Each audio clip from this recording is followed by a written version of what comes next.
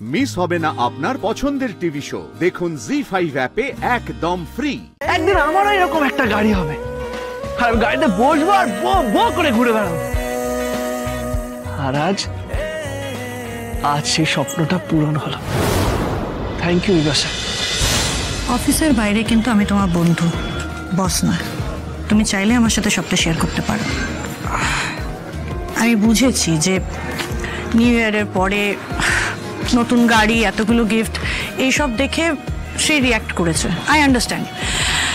দেখো রাজ, মানুষ নিজের স্টেটাস অনুযায়ী রিয়্যাক্ট করে। সে কোনোদিনও ভাবতেই পারে না যে অফিস থেকে এইসব জিনিস পাওয়া যায়। ও যদি আমার কোম্পানিতে কাজ করতো, ওর মধ্যে যদি আমি সেম ট্যালেন্ট দেখতাম, তাহলে আমি এটা ওর জন্যও করতাম। ওকে এইসব নিয়ে ভাবতে প্লিজ বারণ করো। বাট হ্যাঁ, আন্টি আমায় বললো ও জেলাস ফিল করছে। এইটা নিয়ে আমি কিচ্ছু করতে পারবো না রাজ। বাট হ্যাঁ, একটা কথা মাথায় রাখো, তুমি যা যা পেয়েছো নিজের যোগ্যতায় পেয়েছো, বুঝেছো? Thank you. কিন্তু বিপাশা, আপনি কিন্তু স্ত্রীকে পুরোপুরি ভুল বুঝছেন। ও হিংসে করার মেয়ে নয়, ও একদম অন্যরকম। আসলে আগে আমাদের সাথে এরকম কখনো হয়নি, তো তাই আর কি। তোমার ইচ্ছেগুলো রাজ, শ্রীয়ের ইচ্ছের নিচে তোমার ইচ্ছেগুলো চাপা পড়ে থাকবে? বিপাশা, আমি নিজের স্ত্রীকে চিনি, খুব ভালো করে চিনি। আমার স্বপ্ন পূরণের জন্য নিজের স্বপ্ন সব ত্যাগ করে দিতে পারে। রিয়েলি? তোমার ওয়াইফের ব্যাপারে তো দেখছি তোমার খুব হাই হোপস আছে।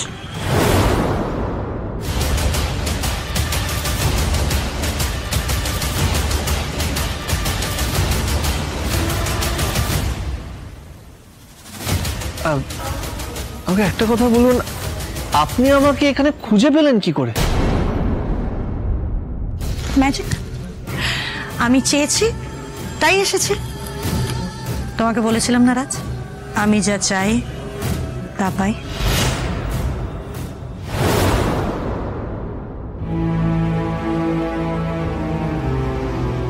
ওই তো মা, বাবার বৌদি এসে গেছে। শুভা, বাবা, বৌদি কি হলো? বৌদি কোনো খোঁজ পেলে? তুমি তো ক্যাপ্টেনকে এত বকাবকি করলে।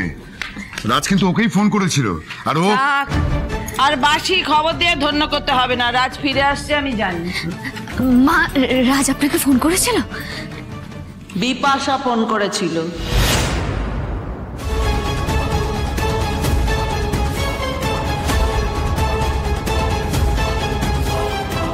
বিপাশা?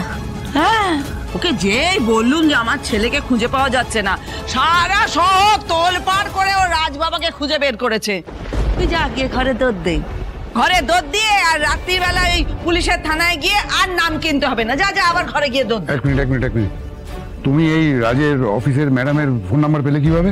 বাবা, উনি আমার নাম্বারে ফোন করেছিলেন ওই গাড়িটার ব্যাপারে খোঁজ নেওয়ার জন্য। তোর নাম্বার পেলে কোত্থেকে? অল্টারনেটিভ নাম্বার হিসেবে তো আমার আর বৌদির নাম্বারই দেওয়া আছে। কিন্তু শুভা, এই বাড়ির ব্যাপারে এই বসকে তোমার জড়ানোটা উচিত হয়নি। হ্যাঁ, দুটো জায়গাটা আলাদা করতে শেখো। আমার ছেলের জীবনে শনি লেগেছে, তার জন্য যা করার আমি করেছি, বেশ করেছি। শুভা, দয়া করে একটু থামো, আর সাপ সাপান্ত করো না। তুমি মনে হয় ভুলে যাচ্ছ যে মেয়েটাকে তুমি এত গালাগালি করছো, ওর পয়সাতে আমরা সবাই পা তুলে গিলছি বসে বসে।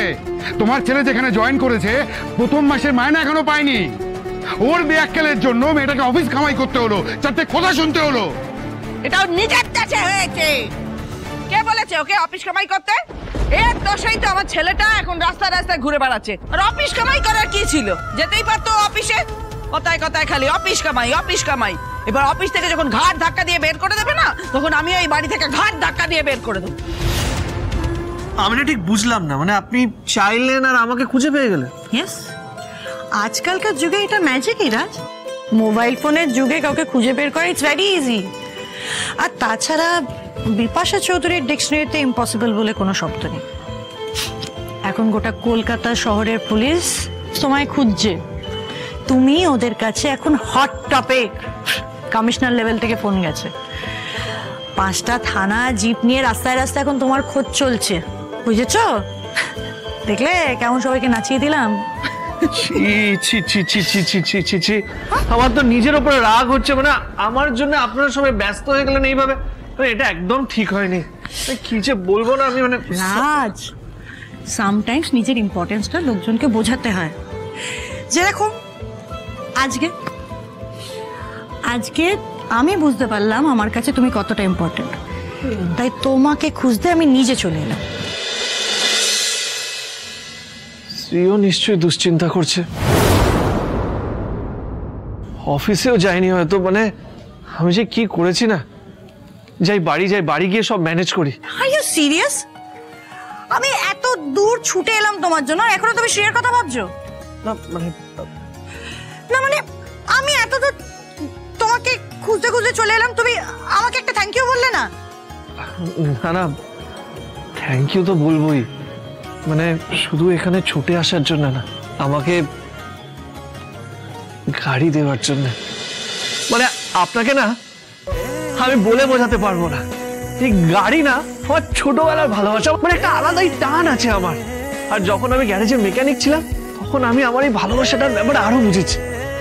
বড় বড় গাড়ি আসতো, আমি ওগুলো ঠিক করতাম আর ভাবতাম যে একদিন আমারও এরকম একটা গাড়ি হবে, আর গাড়িতে বসবো আর বো করে ঘুরে বেড়াবো। আর আজ সেই স্বপ্নটা পূরণ হলো। থ্যাংক ইউ বিপাশা, আমার স্বপ্ন পূরণ করার জন্য থ্যাংক ইউ সো মাচ।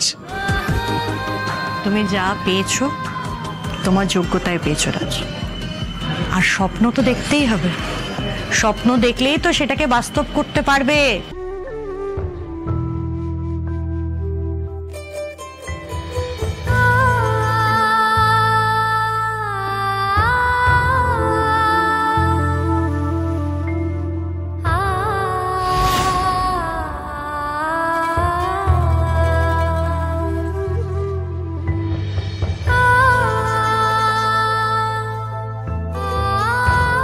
আমি কি সত্যি একটু বেশি ভাবছি? সত্যি কি পুরো ব্যাপারটাই ভীষণ স্বাভাবিক? কিন্তু আমার কেন মনে হচ্ছে পুরো বিষয়টা ভীষণ অস্বস্তিকর, ভীষণ অস্বাভাবিক। কি জানোই মহিলা, আমি যা ভাবছি তাই কি? উনি জেনে গেছেন আমার না পারাগুলো, উনি খুব ভালো করে জেনে গেছেন মায়ের চাহিদাগুলো, উনি খুব ভালো করে জানেন আমি সেই চাহিদাগুলো মেটাতে পারবো না। উনি খুব ভালো করে জেনে গেছেন ওনার ক্ষমতা, ওনার ব্যাংক ব্যালেন্সের কাছে আমি কিছুই না, আমাকে অসম্ভব রক্ষর দেওয়া। আর সেই সুযোগটা নিয়ে কি উনি আমার থেকে কি করবো? আমি কি করবো?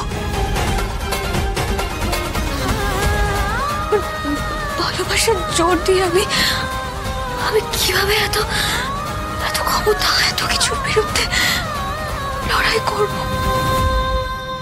জি5 ডাউনলোড করুন আর সব এপিসোড দেখুন একদম ফ্রি।